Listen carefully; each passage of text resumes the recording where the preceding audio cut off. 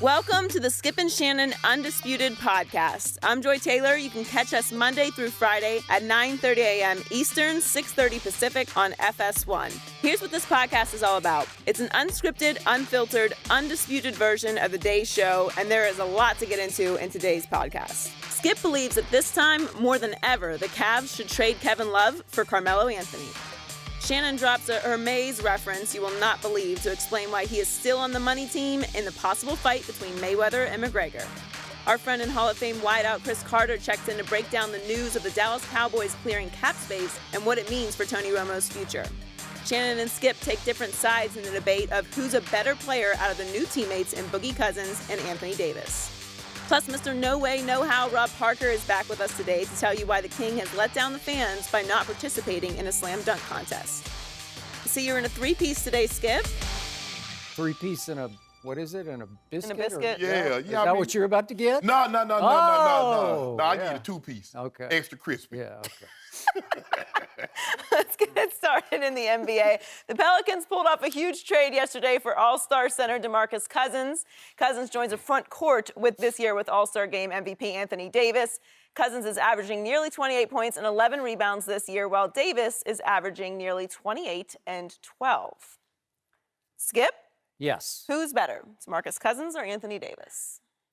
I believe people are going to laugh at me and ridicule me for saying this, and I believe I will ultimately be proven once again right about this. This is the classic case of an Anthony Davis who is being overrated because he's such a good guy, and a DeMarcus Cousins who is now being underrated because for years people have mistakenly dismissed him as such a quote-unquote bad guy.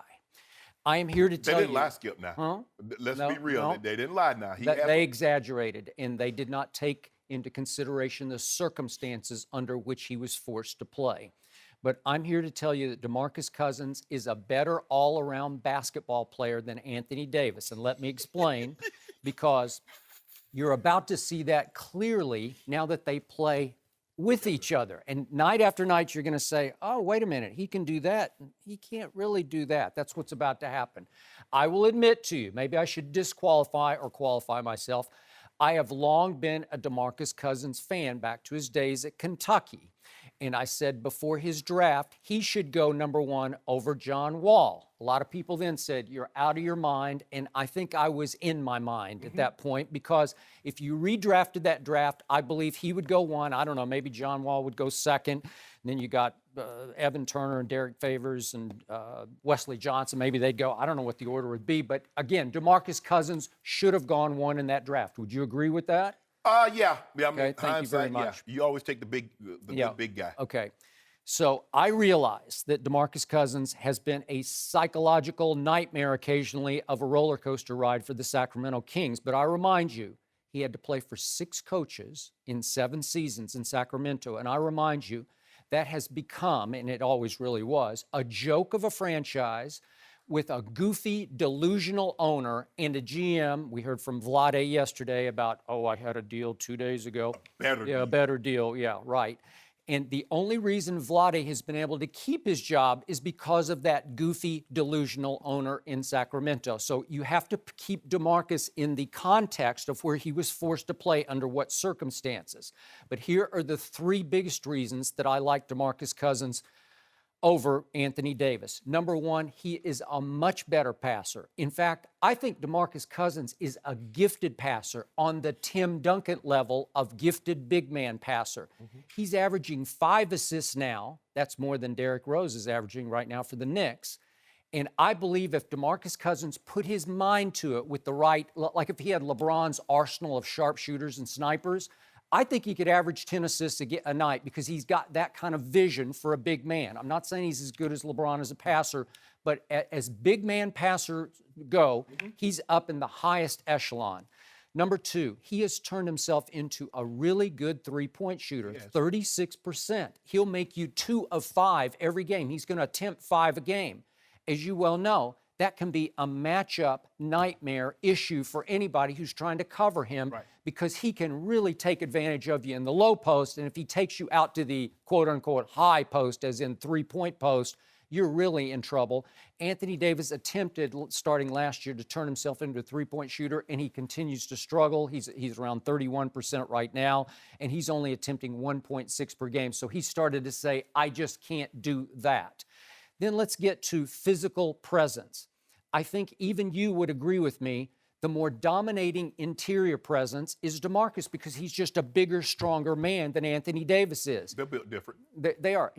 DeMarcus is 20 pounds more, and he plays with more of an edge than Anthony does. It's an edge I like. It's an edge that has turned away and turned off a lot of referees, that has gotten DeMarcus into all kinds of trouble with the referee.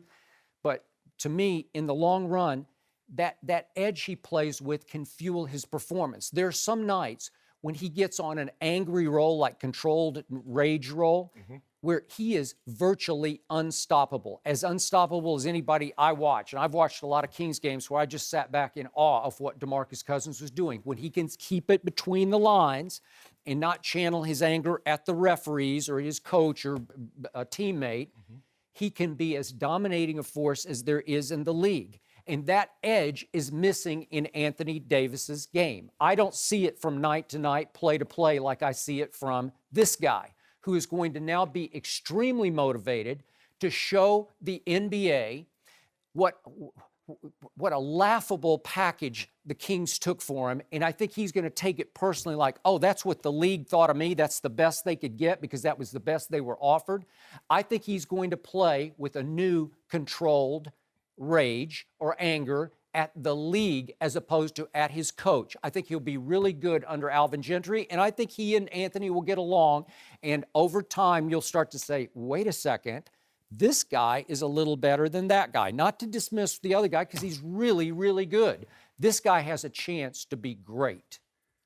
Skip, I went with Anthony Davis, and it is really close. If you look at their stats this year, you look at their career stats, they're almost similar. Basically 21-11 to 22-10. That's where they are. So they're very, very close. I took Anthony Davis for a variety of reasons. Yes, he can shoot the three, but he's not obsessed. See, you look at it as saying, well, he's only attempting 1.5 per game. He's like, well, I just can't make it. He's realizing, like, well, if I'm not as proficient as I need to be, why not put the ball on the ground and get to the hole? Because he was such a late bloomer growing into his body, he played guard basically up until his senior year. So he has great ball handling skill for a guy that's 6 foot 10 inches. So he can be out at the three-point line, put the ball on the ground, and get to the hole. He can play with his back against the basket. Yes, because that's what he mainly did at Kentucky.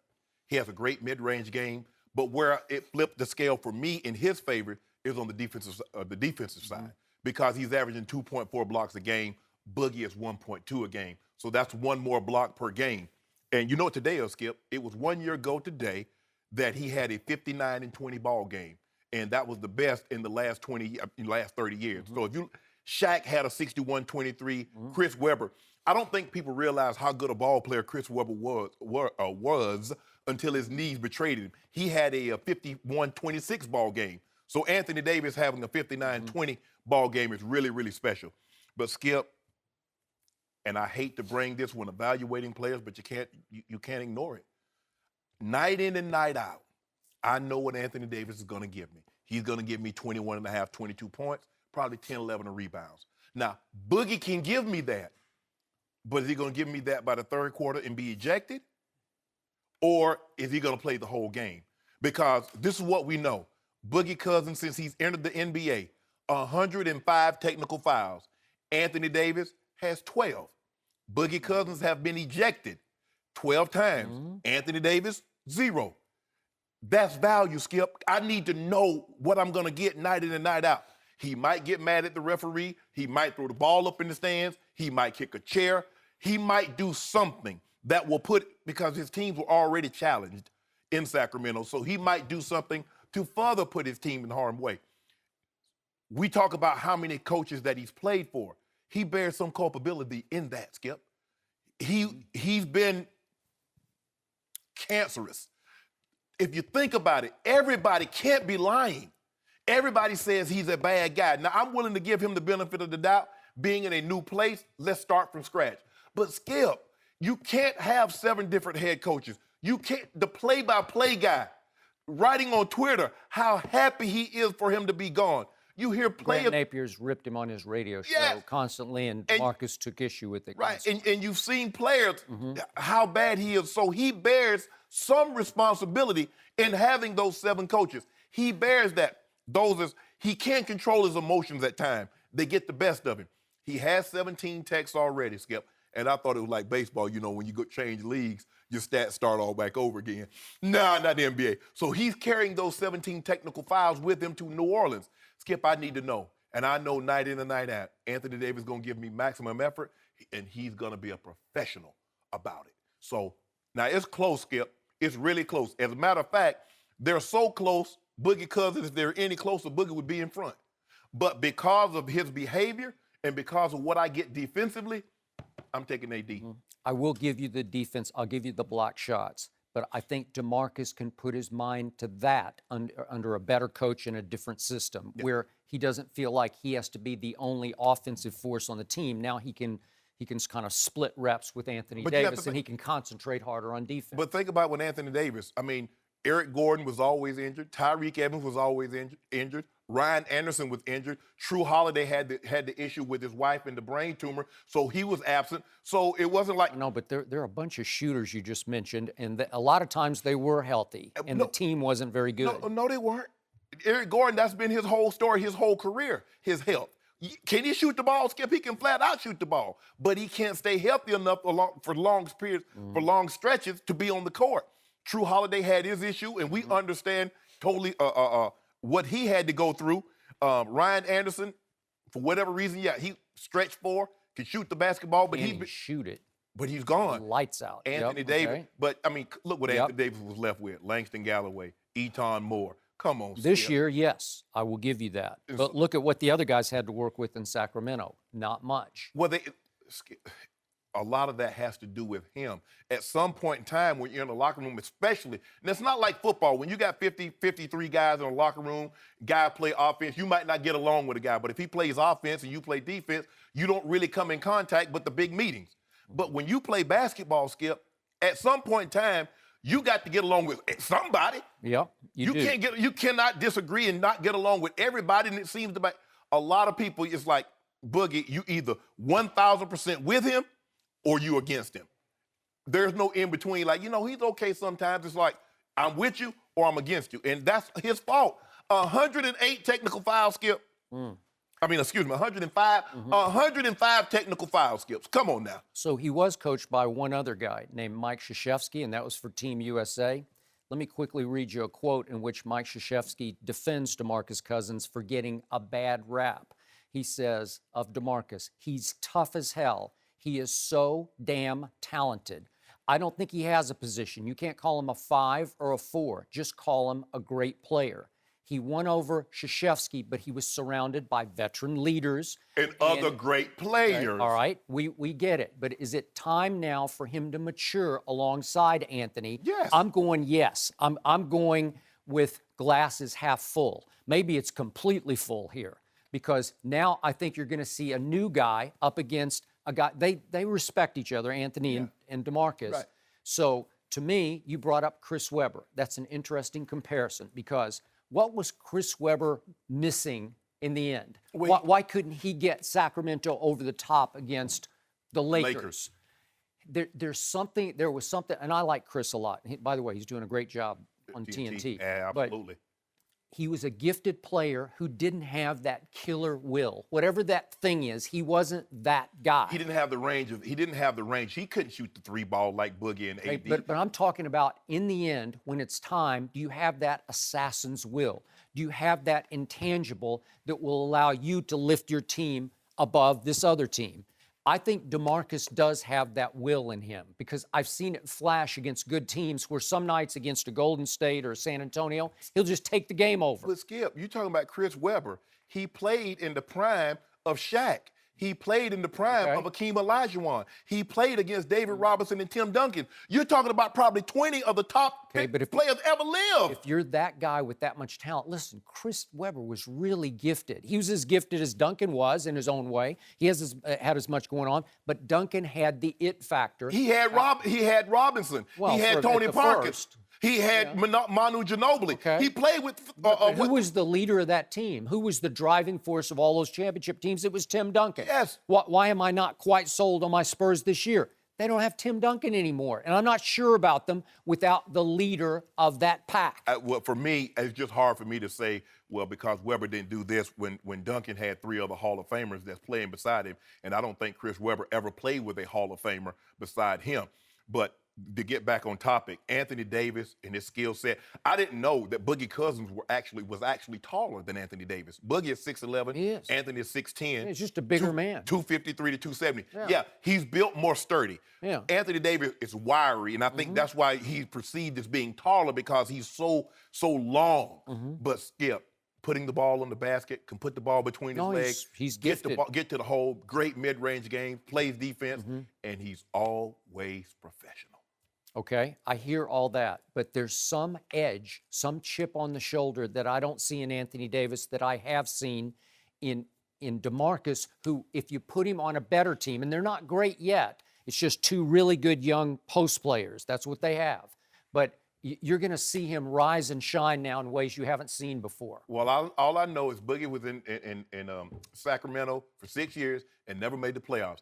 Anthony Davis needed to beat the Spurs to get into the playoffs, and he did it. And he gave Golden State all they can handle. Was it Golden State or the Spurs? When they play Golden State. Golden State. Yeah, but they got wiped out by Golden State in the first round. He played unbelievable. I mean, I think they ended up sweeping them, but he played his tail off.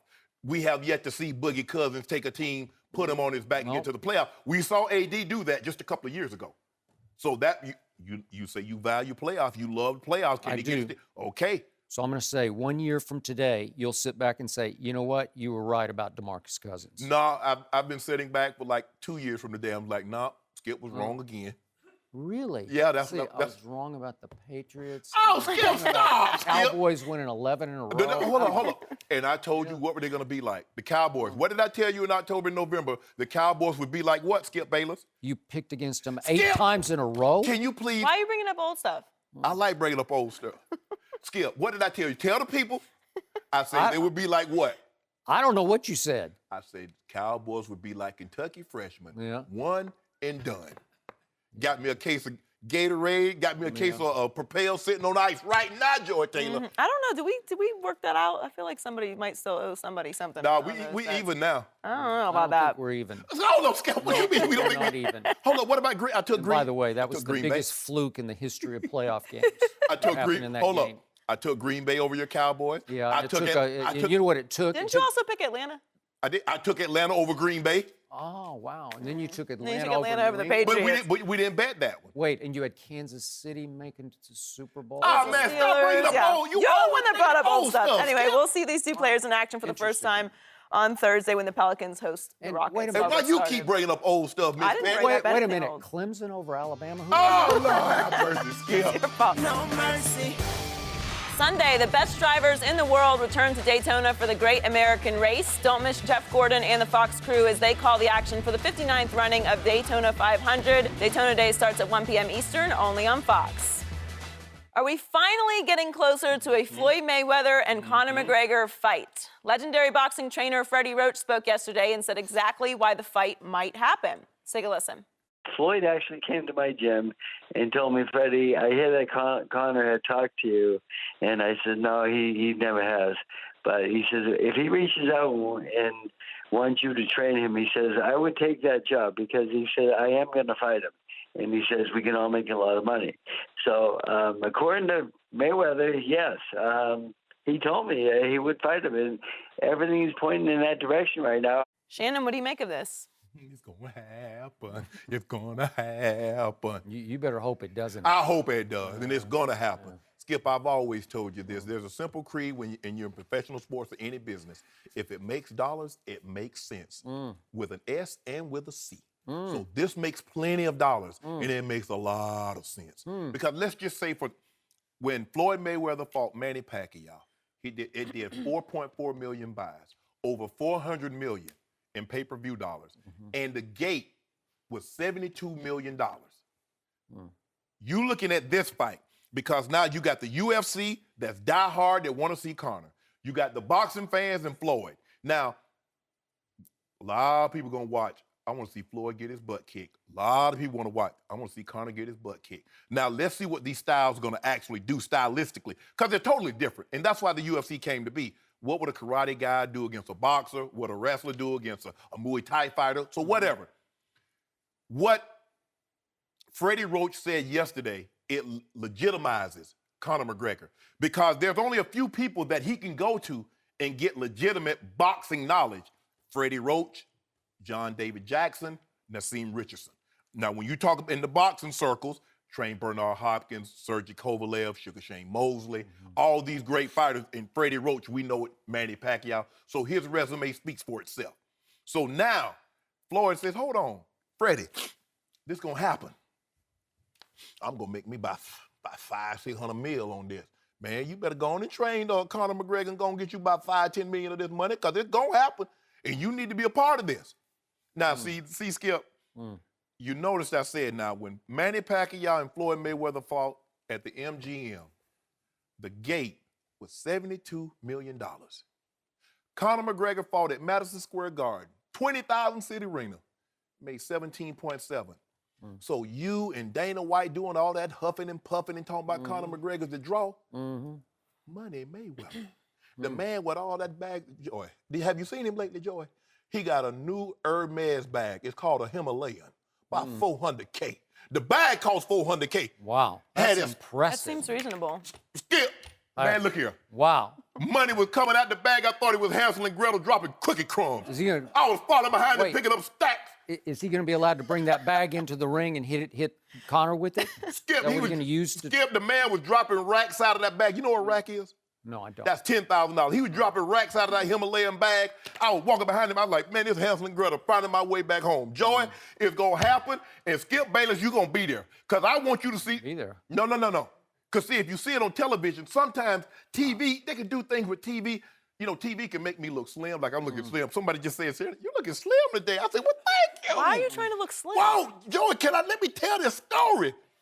They can do so many different things with TV, because a lot of times people are like, wow, you're not that big. I mean, they have you looking so big on TV. So you know what I did? I went home, cleaned up my diet even more than what I normally do, exercised a little harder because I wanted to come in and, see the cheek, make sure I was in shape. So this is what I'm telling you, Skip Bayless. I want you to see with your own eyes. I want you to see Floyd Mayweather rat-a-tat on his head. Give him that two-piece. I don't want to give him no biscuit, Joy Taylor. Just a two-piece, extra crispy, and just leave him hanging. Don't give him nothing to drink. We have wonderful makeup artists here. They can just give you some contour. No, I don't want no contour. So you're going to be ringside, right? I'm going to put a call. I want Floyd to let me walk him in the ring. You better not wear a white shirt, or you're going to have some of Floyd's blood on it if this thing actually happens, which I do not think it will. And I got one big question for you. Does 49-1 make dollars and SEN-SE? Does that make sense? He's already patting 50-0. 49-1. 50. He didn't say 50. I'm going to 50-0. tell you again what is going on here. This is classic Floyd may or may not weather, and it's going to be may not, because he's doing it again. He's dropping hints. He's telling Freddie Roach, get ready to train him, because he knows that Freddie will spread this news like it's fertilizer. And he knows that Floyd does, that he can now lead people to believe this fight is this close to happening. And when it gets that close, in the end, Floyd will bow out, and he will make the excuse that Conor McGregor is making outrageous, unrealistic demands. He does it every time because he wants no part of Conor McGregor. He wants all the parts of Conor McGregor. He cannot risk this. He cannot risk losing to some MMA fighter and going 49-1 and having his legacy tarnished and tainted with the disgrace of losing to Conor McGregor. Can you imagine what it would be to Floyd's career? He doesn't need this. Do you realize Floyd may or may not weather is about to turn 40 on Friday, and Conor McGregor is still 28 years of age? 40 years of age. Listen, Floyd may or may not weather is about to become a has-been. And what he is doing right now, he is using Conor McGregor to stay relevant, because nobody really cares about his Hermes bag or whatever it is. Himalayan. Oh, please. They only make like 2 of them a year. Yeah, well, The that's belly of the about game. all he's got going right now, because that's all anybody wants to really talk about, because he is using Conor McGregor to keep Floyd's name in the news. He wants no part of this because he's too shrewd to want a part of this, because he sees Conor McGregor, as Freddie Roach will be the first to tell you, has punching power. I think he has punching power that Floyd hasn't seen before. And I believe that Conor McGregor is the baddest man on the planet, and that Floyd sees it and knows he's just crazy enough to hang in with all that little rat-a-tat, gnats on the windshield kind of punches, the pillow fight that is now Floyd Mayweather Jr., until finally Conor McGregor would land that one big rock of a shot that would drop Floyd may or may not weather to the canvas. And he'd get hurt. He'd get cut by this guy. Skip, first of all, you talk about Freddie Roach spreading the word like fertilizer, but still, in order to make something grow, you need fertilizer, you need a little something else. Some bull bleep.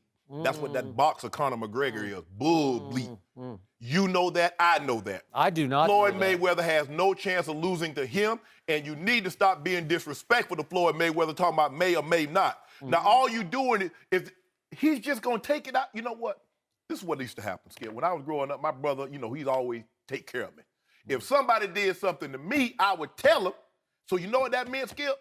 He had to punish them. So by you being disrespectful to Floyd Mayweather, Conor McGregor got to take this. He can't beat up on you. He was telling me, say, well, Shannon, just do what you do all the time. # bust Skip up. So I'm going to keep doing my job. Now he's going to bust up Conor McGregor. And you need to stop talking, Joey. As a matter of fact, they told me that Floyd went to the Nile, got the crocodile that he wanted to make the bag out of himself. They peeled a crocodile right there on the beach. He killed the crocodile, right, himself? Not him, but he pointed to 2 crocodiles. They're like 13, 14 feet long to make his bag. And, Joy, you need to stop playing. Isn't that against the law? What am I? I'm No, just it's not sitting against here. the law. Oh, you can just go kill crocodiles anytime. In the Nile, they got an abundance of them. As a matter of fact, I'm thinking about going over there and getting me one to They make have a a real Really? booth there. I want to make me a wallet or something. Joy, you want a purse? I do not know. Thank you, though. You a hater. Oh, now all of a sudden you don't want no purse. You don't want no Hermes purse. I don't need a Hermes purse. Who needs a Hermes purse? Correct.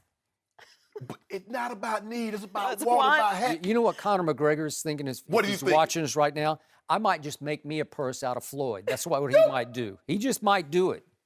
First of all, he trying to steal Floyd's style, buying all these fancy cars, all these fancy clothes. Yep. Have you seen him in the GQ? Oh, yeah, Floyd invented that. You're right. He Joy was the first- Taylor. I'm just saying he was the first one See, to this do is what that. you make me do, Joy. Floyd is the one that started doing that. All I'm saying is that Conor McGregor is stealing Floyd's style, getting all these furs, getting all these fancy watches, the Richard Mille, the Patek Philippe. You see all that stuff. I know about it. And what is Conor doing? He's going around and getting Gucci minks, buying. He got like 15 cars now, a closet full of clothes, trying to keep up with Floyd Mayweather. But let me tell you what's going to happen. And it's probably going to happen on Cinco de Mayo, because you know that's when Floyd like to fight. Have everybody undivided attention.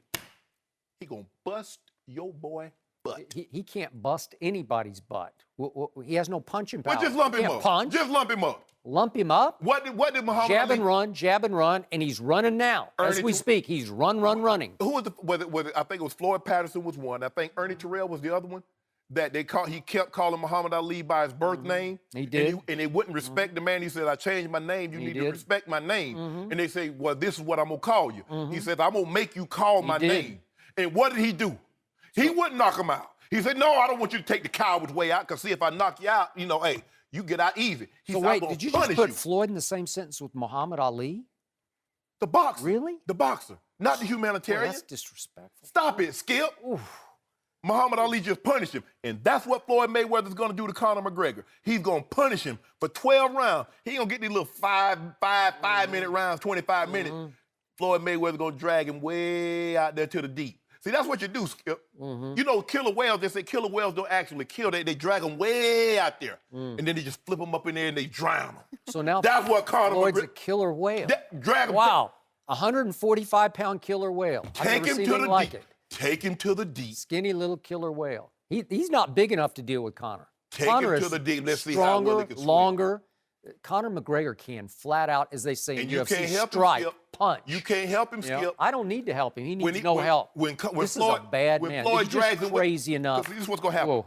See, this is what's going to happen, Skip. Floyd's going to take him out there about 500 meters in the middle of the ocean. You're going to throw him a 490-foot life raft. You really haven't helped him because he can't swim and get it. Yeah. Well, I think Floyd's going to run for 500 meters around and around the ring. And finally, he's going to get cornered, and he's going to get rocked, and he's going to get dropped. You know what happens when you corner an animal? There's not an animal alive that won't, if you corner him, what will happen, Skip? When you back a man into a corner, and I'm talking about back him into a corner. I'm not saying give him a one-way option. I'm talking about back him into the actual corner. Well, and there's only one way to go, and that's through you. If you back a gazelle into the corner, you think he's going to fight? Yeah. No, he's going to cower. No, I bet you don't. Huh? He gonna put them horns on you. But Gazelle? But Floyd No, Mayweather is a all right, we gotta leave it there. buffalo. But hopefully we do see this fight. It's gonna happen. That's not Joy, you and I, I'm tired of you, Joy. I'm tired of you. Alone. What has it done to you? No mercy. Let's talk about LeBron James. LeBron has won 3 NBA titles and 4 MVP awards, but one thing he has never done is compete in the dunk contest. Back in 2015, LeBron said he was mad at himself for never participating. We're joined by Rob Parker. Welcome, Rob. What's happening? How are you guys doing? Troy, glad to have you back. Absolutely. Good to be back. Fox been real good to you with them new suits. Yeah, let me start with you. What's your opinion on LeBron and the dunk contest? Rob Parker, I have finally convinced Shannon Sharpe that I am dead right about this, that LeBron James should have, because he owed this league that he basically runs, one dunk contest. Somewhere along the lines, and I didn't second or third guess this, I first guessed it starting back in the old days on the oldest show, back in New York. We were together there. Back then. Oh, yeah. And I started in 2005, 6, 7. LeBron, just give him one dunk contest because Michael Jordan gave him 3 and Dominique gave him 5. And I can go right down the line. All the great superstar leapers gave back to the iconic event that became the dunk contest at least 1 or 2 or 3 dunk contests, and it's shameful that LeBron James continued to avoid it from age 19 all the way through 25, 26, when he still had fresh enough legs, spring in his legs, that he could have done one dunk contest. And I just think he was afraid to do it because he thought he might damage his brand if he lost. He would not have lost the dunk contest. Every judge would have held up 10 for whatever dunk he did. We all know this, and It does slightly taint his legacy as I look back on it, not significantly, but just slightly, that he didn't do a single dunk contest. And I'm glad. And I'm glad he didn't succumb to the pressures of Skip Bayless and others that think he owed the NBA. He owed the NBA to come in and be a model citizen both on the court and off the court. And he's been that. He's been an exemplary player, Skip Bayless. The 4 league MVPs, the 3 finals wins, and the MVPs says that he's an all-time great player. Skip, his resume will be complete without an NBA dunk contest on it. That's not what it's about. And stop saying, well, Michael did it and all this. Okay, that's They not did. that. So LeBron. Everybody did it. Kobe did it. Blake did it. Vince did it. Come on. Yep. And LeBron said nope. Because guess what, Skip? He's gonna look when he's done in about 4 or 5 years. He's gonna go to his trophy case and he's gonna see 1, 2, 3, 4, 5 league MVPs. Yeah. 1, 2, 3, 4, 5. No dunk 6. contest, which is childish. But Shannon, I don't think it hurts his legacy long term. But one thing I do agree with Skip is it was a missed opportunity to give the fans what they wanted to see. And I think that's what LeBron has done throughout his career is he's let fans down, not from what he's done off the court, because he's been great with all the charities and all that stuff. Yeah. I give him but I'm talking about all the fans wanted, like Skip said, was one time to see him participate when he was young. This is the same guy who now takes off regular season games, which you can say, well, he's resting up for the regular fan doesn't want to hear that if I bought $200 tickets and I drove 2 hours to go see LeBron in person. Nobody wants to hear that. And I think that that's the part that sometimes he has a disconnect with just doing something that fans would love to see him do. And it's a one-time deal. It would not hurt him. He could have done it. Not now. I get it. Not now, but back then. So what about those 6 straight finals that he went to? The fans didn't appreciate that? No, that's not the same as just giving them a moment that they would like to see. You know, because he's a dunker. He's one of those guys. That's what I love most about him. He's done it his way. He didn't succumb to the pressure because everybody's like, why are you going to Miami? Because I want to. No, but it's not only that. It's also when I just gave you 2 examples. The third one was the leaving Cleveland, leaving the fans behind. It does. I mean, when you look at those 3, just those 3 things. You never left his job? Sure, I have. But, Okay, but I you didn't left him behind. But I didn't Your leave. I didn't coworkers. leave my fans. He was from that area. It's so unique and different. No one has ever abandoned their hometown. He didn't. Yes, he did. He kept his walked house out. there. He's still there. Well, He he's came back now. And then the other part is, this is the last part. The thing, and Skip, you might remember this. I don't know if you do, but Michael Jordan once said, and I always remembered this for a long time, that he wouldn't leave the house if he was having a bad day or something, because he didn't want to disappoint the fan that would run into him and say, the one day I run into Michael Jordan, he's having a bad day, so he would just stay home. He said, because no one could accept that. And I think that's the part about the LeBron thing with the dunk contest. It doesn't mean he's not a great player or a great guy. It's just something that the fans wanted to see, and LeBron didn't deliver on that. LeBron didn't give the fans what they wanted to see, and I think that's the disappointing part. I had a coach that one time tell me, he gave me the best advice. He said, son, if you listen to the fans, pretty soon you'll be up there with them. LeBron can listen to the fans if he want to.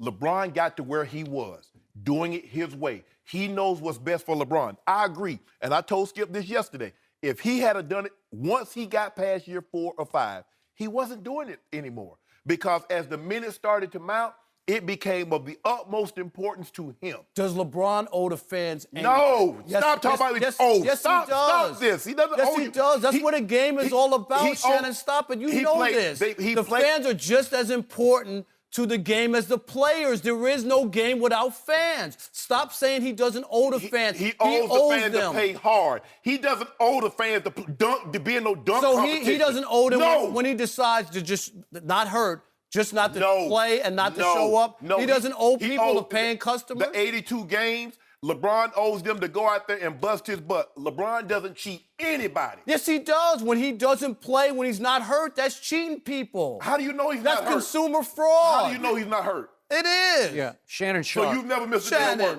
Yeah. You've never called in sick and not been sick?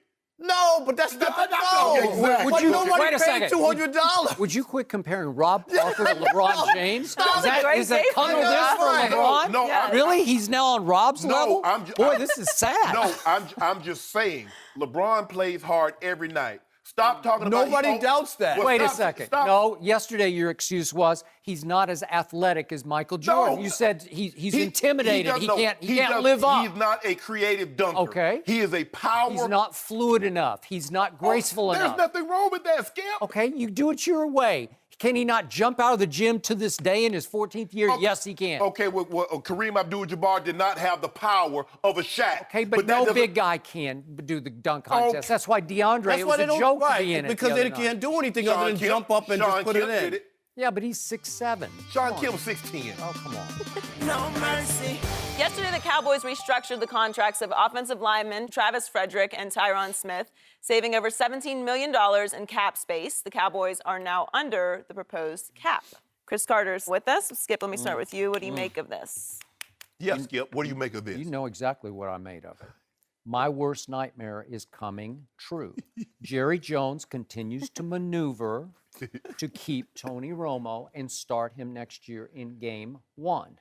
Now he has freed up $17.3 million more under the cap that he could spend on defensive help. He's already made it clear that he can fit Tony Romo's salary as is with Dak's minimal salary under the cap next year. So here we go again, and I want to be very clear about this. You will find no bigger Dak fan than the guy sitting right here. You find no earlier Dak fan, because I was telling you all the way back to preseason, I'm sold.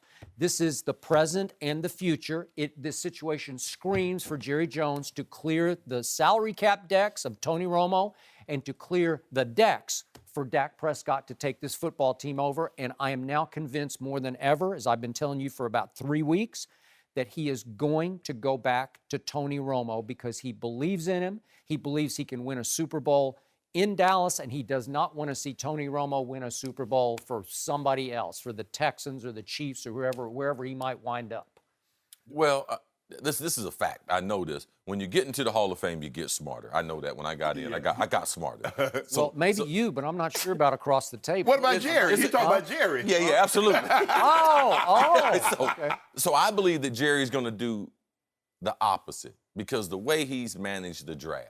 And what do we read out of these salary adjustments? This is normal business in the NFL. The only difference in what Dallas is doing is because their quarterback situation, their highest paid players are their offensive linemen.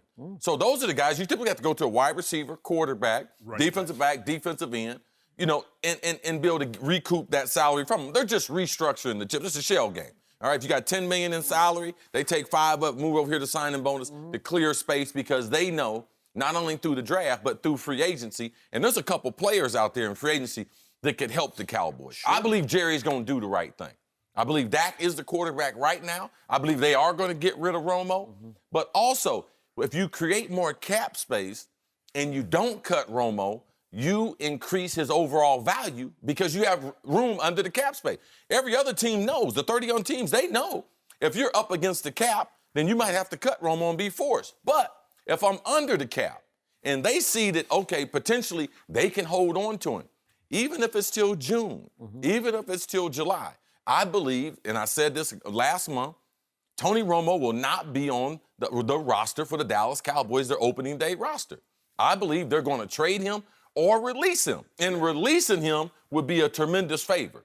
Not to Jerry, but it would be a favor from Jerry. It'd be like a parting gift. Yeah. Yes, he would have the family team. treatment. He would treat him like a son if he did that. I agree. The earlier he did that, the more beneficial. So I believe Dallas and their staff, they're doing all the right things, and they have a window.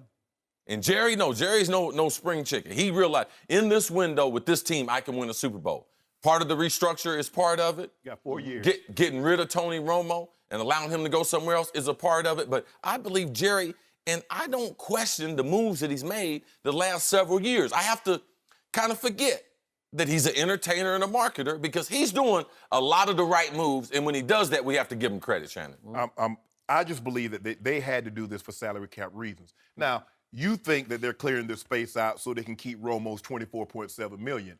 I disagree. Now, because I believe they're going to release him and designate him as a June 1st cut, now that saves them an extra $5 million. So now you got $22.3 million. If you save him for June 1st, you could create $14 million the next year, the following year. So even better. So now, because here's the thing, what we know. Your offensive line, everything offensively, you're set. Go get you an Eric Berry if he's available in free agency. Go get you a JPP. JPP, even with 4 fingers on one hand or 3 in a piece, is better than any D lineman they got right now. I agree. So if it's me, he the baddest 7-finger D lineman in football, CC. But I tell you what I would do. I'm not even thinking about offense. I'm trying to find. I'm looking. Okay, who's the baddest corner? Who's the best available safety? Who's the best available pass rusher?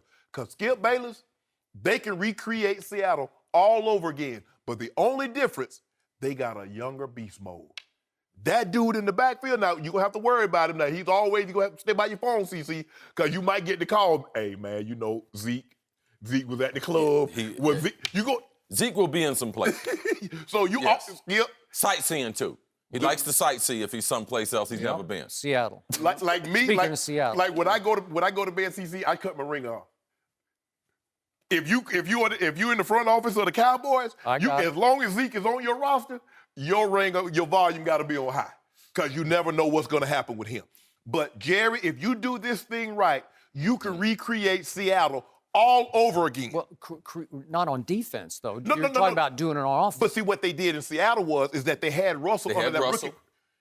So now Russell took the job from the starter. He did. Boom, boom. People they had paid money to. Beast mode. Boom, boom. And see, the difference is that Dallas is created on the offensive side of the football. Yeah. So now you go get you some help on the defensive side of football. Get you a pass rusher and a corner. You get you a pass rusher and a corner, Skip, they're going to be the deal with. Dang. Jerry, keep Tony Romo on the roster, because I don't have to come in here and they win a Super Bowl, then I'm have to deal with Skip Bayless. Oh, that was so funny to watch. And you don't realize how good Dallas can be. Those 2 players you mentioned, If they were able to get one of those, they get JPP. Oh my God, on that defense with the lead now, ball control and the lead. Eric Berry. You see the difference. You see the difference. Eric Berry on that defense playing with the lead, ball control. Mm-hmm. Yeah, You are preaching to my choir over here. You're exactly right. You're taking all the conventional wisdom and trying to apply it to a man who is without conventional wisdom. Jerry Jones, I know him. I've spent literally hundreds of hours around him and with him, interviewing him, hanging out with him. I know what he's made of. He's a plunger. He made his fortune in the oil field plunging. He went bust. He went flush. He hit the lottery in the oil field. And he bought the Dallas Cowboys, and it was 1,000,000 to 1 shot that he would even win the auction that was the Dallas Cowboys. And it's a long story, but it's a great one. And it was only Jerry who could pull that off. But he underbid and bought the Dallas Cowboys. But this is who the guy is, because he pulls things off that nobody else pulls off. He fired a coach named Jimmy Johnson after he won 2 straight Super Bowls. Can you imagine that? Oh, yeah. And he's still afloat. He's still Jerry Jones, right? He still owns the Dallas Cowboys. He fired Jimmy Johnson after back-to-back Super Bowls. But think about it, Skip. Okay, you said he underbid and he got the Cowboys. Plus, he took a college coach and won 2 Super Bowls. He did. Check. Yep. Now, if you look at what he's done. He actually was picked to buy the Cowboys because he was going to bring the college coach, because the former owner did not like Tom Landry and wanted him gone. Right. So go ahead. So now, now look at it. Dak, Zeke, Travis Frederick, Tyron Smith, Zach Martin. He got check. Skip. Okay, but he can't take any credit for Dak Prescott. He didn't want Dak Prescott, and he made it publicly clear. Okay, I want Paxton Lynch. He said after the draft, we blew it. We should have traded up for Paxton Lynch. What about New England? They skipped over Tom Brady 5 times. They take credit. Okay, but they didn't. There was nothing after that draft saying, we blew it. We should have traded up for so-and-so in that draft, a quarterback. Yeah, because all over terrible. That's just Dallas talking too much. Right. Okay, Like, that's just, Jerry talking Yes, too much. absolutely. Because Jerry even said he wanted Connor Cook, and they fell back into Dak Prescott. Right. And they didn't. Linehan loved Dak Prescott, but nobody else really. And Jason Garrett had coached him at the Senior Bowl. Right. Okay. So my point is, this man can put an exclamation point on his Hall of Fame legacy if he goes and wins a Super Bowl next year with Tony Romo at quarterback, because he bet the ranch on Tony Romo 2 years ago, going back 3 Sell years that ago. ranch. Huh? Sell that ranch. Well, he bet the ranch, right? Okay. $108 million, and that's a lot of pride he bet on Tony Romo. And I believe, you know what? I believe Tony Romo has paid him off, because that building has been filled since Tony Romo's been started. What has been in Jerry's world? Since 2009? 2007? Let's see, what was the first year? I can't remember which year. So it's about 10 one years. Of those, yep. I think Tony is, now we would love to see Tony. Tony would have loved to have paid him off by winning a Super Bowl, but by packing that, I guarantee you, when they give guys that money, CC, what? They don't lose money. They turn a profit. But at what point in Tony Romo's career, I mean, we've been following the league a long time. Yeah. At what point did we think, you know something, this is going to be a storybook finish? It's not like he's Kurt Warner. Like, we act like this is going to all finish just so nice for Tony Romo. Peyton. Really? Oh, he going to be like Peyton. He going to go to another team. No. No, absolutely. It doesn't. The way we get knocked out this league is we literally get knocked out, get busted up, get knocked out this league. But what did Jerry Jones say the day after they lost to Aaron Rodgers in that hand-to-God field goal? What did he say? Jerry said a lot of things, Skip. But he said the next day, Tony Romo can make every throw that Aaron Rodgers made at Jerry World yesterday. Now, he's straight tripping. Okay? Now, we know that's not even true. But it's nice for him to put some yeast on the story. Yeah. The Barnum and Bailey circus, the ringleader, Aaron Rodgers. He believes with all his heart and soul. If he had told me Dan Marino or someone like that, yes, because we've never seen anyone throw the ball like Aaron Rodgers. All right, so I think Dan Marino threw it better than Aaron Rodgers. Well, Danny can throw it now. Danny can flat throw it. But we're looking at Danny from a level platform in that 9x9, 9 yards, behind and 9 yards deep. We've never seen Danny move and throw the ball like he can. Skip, Jerry's saying that Tony Romo can make those plays that Aaron Rodgers can make. Didn't you hear LeVar Ball say his boy better than Steph Curry? Didn't you hear Kyrie Irving say listen. You can't believe all that stuff. You can't listen to the daddy. But you just hit the mother lode right there. Speaking of daddy, this is his son, Tony Romo. He's speaking about his son. right? Tony Romo So Jones. you think he wants to risk seeing his son go to Houston Texans and win the Super Bowl next I year? got an easy story. I tell my son, I done already made you rich. I done 2 things for you, all right? I gave you a good name and I made you rich. You're on third base. If you can't get home, you're on your own. That's it. You're on your own. I done got you to third base. And guess what? I ain't batting no more for you.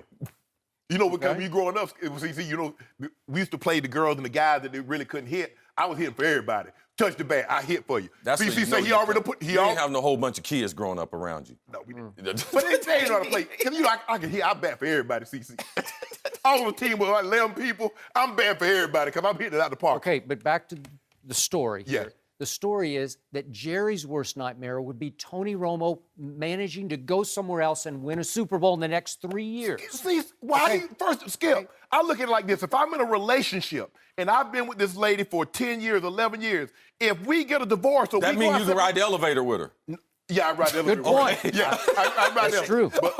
But hey, as a matter of fact, I had to throw one of our. Stay focused. I had to throw one of our ladies that's in the control room had to throw off the elevators because she was about to go. Really? Oh yeah, she had to get off. But another guy came down. The nice thing to do is get off the elevator and let. No, I was on there first though. But let me tell my story. See, that guy, they ought to maybe forget. If I'm in a relationship, Skip, and we decide to go our separate ways. Yep. Who she marries, I don't care if she gets Denzel or she gets Ryan Gosling or Brad. That's a major come up with Denzel from you, though. But no, I'm just Okay, but go ahead. But I don't care. Okay. Because there's a reason that we decided to move on. Yes. That he's shown you the reason why you should move on. Common sense. It's okay, Skip. We had Jerry a great. Jones, not in the same sense. He's in the hall now. You get smarter when you get to the hall. Thomas Paine said common sense is so uncommon. I need to look that up to make sure he said that and who Tom Paine is. There's 2 things I need to look up after this. But to Skip's point, he agrees with what you guys are saying. What you're saying makes sense, and that would be good for the Cowboys. But he's been burned by Jerry. He knows the right thing to do, but he thinks Jerry at the last minute is not going to do the wrong. See, right Jerry thing. thinks the right thing is Tony Romo. I'm convinced of that. His loyalty. Yeah. Now, he is loyal to him. No, it's not even loyalty. He just believes in Tony his Romo. son. He thinks that he's got magic to him. It's love Seriously. and pride. But what?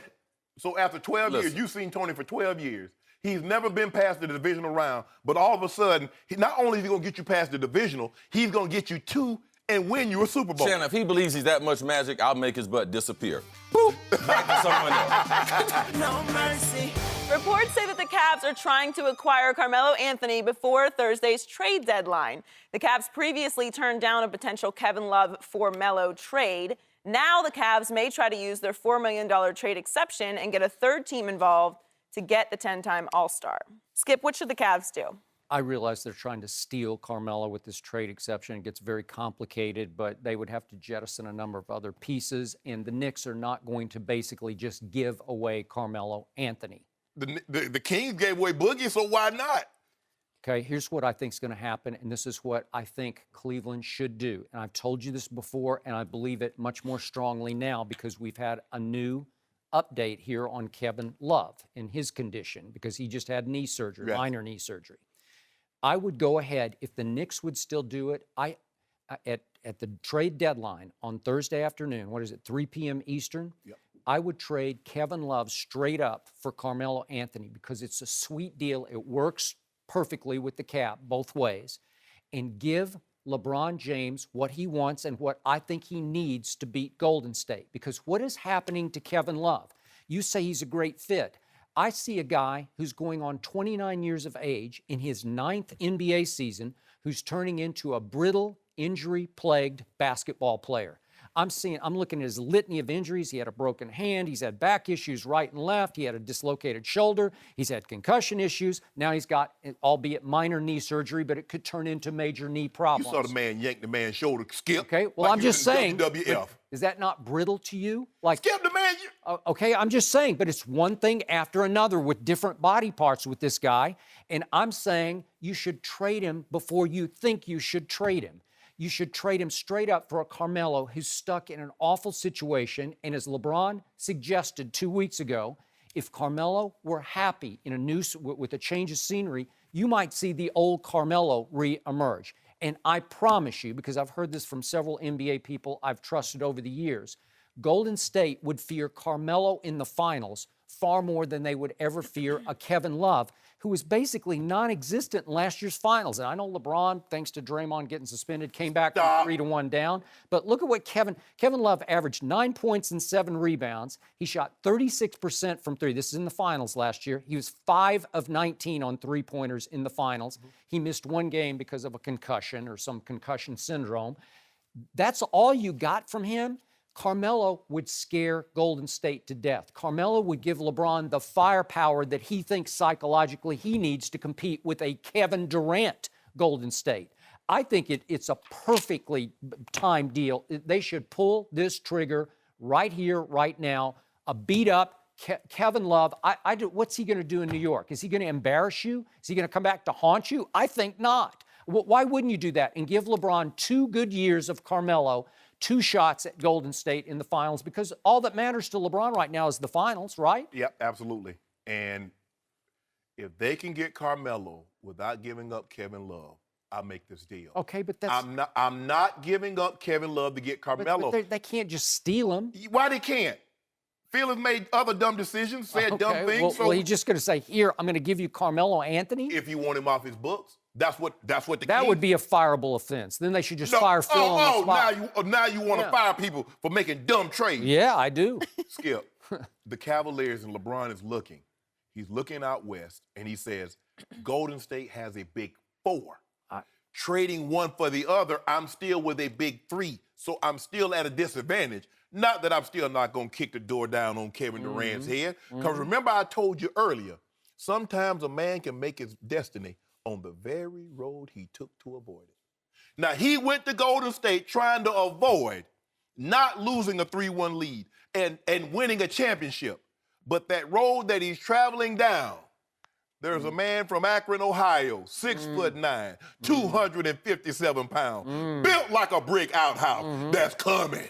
The guy who's never done slam dunk contests, that guy? Yeah, him. And we got the other guy, his sidekick, who's growing up about a minute.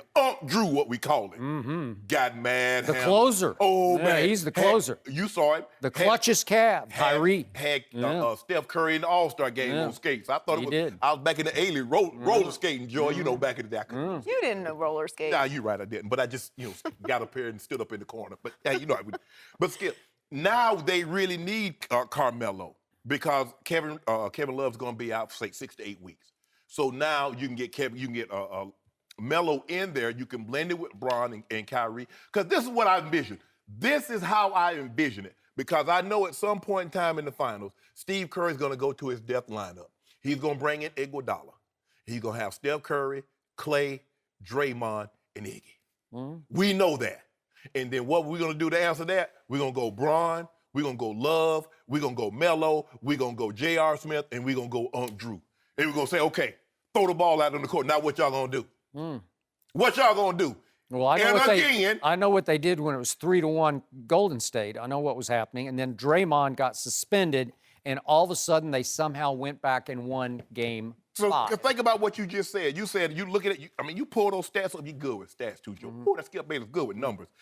9 points, 7 rebounds. But what you didn't say over those last 5 games that LeBron averaged a triple-double.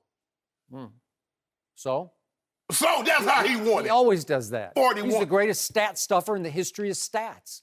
He always gets his numbers. Game 5. But it's about the W's, and they were down 3-1. Yeah, look at the fourth quarter. 41. Fourth quarter of game 4. Tell me what. You know what? Because I say, I called Bron. I say, Bron, Skip Bayless think you were playing when you hit 41 in game 5. He said you'll never do it again.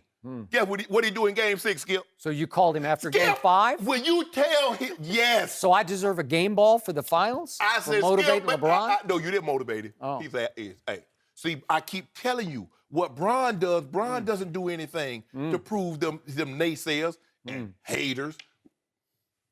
Why are you looking at me?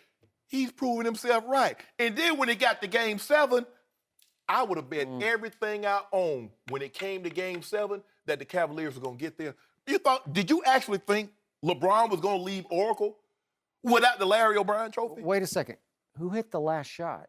The chase down. Oh, wait, it was Kyrie. It was, first of all, Skip, there would have never been a shot without the chase down. Oh, you mean the dual chase They down? were so... You mean the J.R. Smith chase down? LeBron was so sure that they were going to win the finals, they booked a restaurant in Vegas. I thought you told me yesterday that LeBron can't jump. He's not that athletic. Can you let me tell my story, Skip? Well, I'm listening, but it's not going anywhere. LeBron was so convinced that they were going to leave Oracle with that trophy. They closed down the Strip in Vegas, booked a casino, the whole room, all that ace of spades. Ooh, Joe, I should have been I think you're there. exaggerating a Joey, little bit. did you see him in Vegas? Tiny little bit. JR ain't put a shirt on yet. That part is true. Okay, let's fast forward to this coming finals. Go get him again. Golden State versus Cleveland. So if you had to make a pick, would you rather have Carmelo or Kevin Love in the lineup? Kevin Love. You're kidding. That is so disrespectful to Carmelo Anthony. It's shocking. You want the guy who averaged 9 and 7 last year against I don't know what Golden State. Carmelo averaged in the finals because he's never been there. Well, that's true, but I'd like to see him there alongside Well, LeBron you won't James. see him there alongside Kevin Love and Kyrie. And again, it's going to be like heaven because the Cavs in 7. Cavs in 7? Cavs in 7. You're already predicting it? Well, if Boston makes a couple of moves, they might have a hard time getting past Boston. I'll tell you what, if they bring back a 24-year-old Larry Bird and a 26-year-old Kevin McHale, we got no chance. How about a 27-year-old Jimmy Butler to the Boston? Bring Jimmy Butler over there if he listen. And he could guard LeBron. All of a sudden, Boston might be a real threat. Hold on. Oof. You said that out loud? I did. Do you understand what LeBron is? He's the beast of the East. Unathletic LeBron who doesn't do the dunk contest because he's not as athletic as MJ? That's what you told me. I tell you what, ask Draymond and Kevin Durant, can he dunk? You remember Christmas Day? Do I? I thought he was. I've been arguing for LeBron. Hung on the rim so long, Joe, I thought it was a Christmas on. You were like, I say LeBron. I said all he needed is some lights around his leg. How hard has it been to sleep in Tom Brady jammies over your LeBron jammies? I keep LeBron. I got the T-shirt with LeBron on it. Do you? And the King. He got a King hat on. Yeah. You a hater, Skip. You should just throw away your Tom Brady pajamas because they don't work because you're not buying in. You got to buy into 45 years. I believe that LeBron gonna get the title. No mercy. This is the Skip and Shannon Undisputed podcast, where we're delivering you an unscripted, unfiltered, undisputed version of the biggest topics of the day's show. Be sure to subscribe to the podcast on iTunes, like us on Facebook at Undisputed on FS1, follow on Twitter at Undisputed, and catch us at 9:30 a.m. Eastern, 6:30 Pacific, Monday through Friday on FS1. You can find us on channel 219 on DirecTV, 150 on Dish. Thanks for listening, everyone. I'm your host, Joy Taylor. A special programming note for all of our fans. We're on at 11 Eastern tomorrow. We'll have more with Chris Carter and Jim Jackson then. We'll see you on Wednesday. Fox Sports 1 of 1.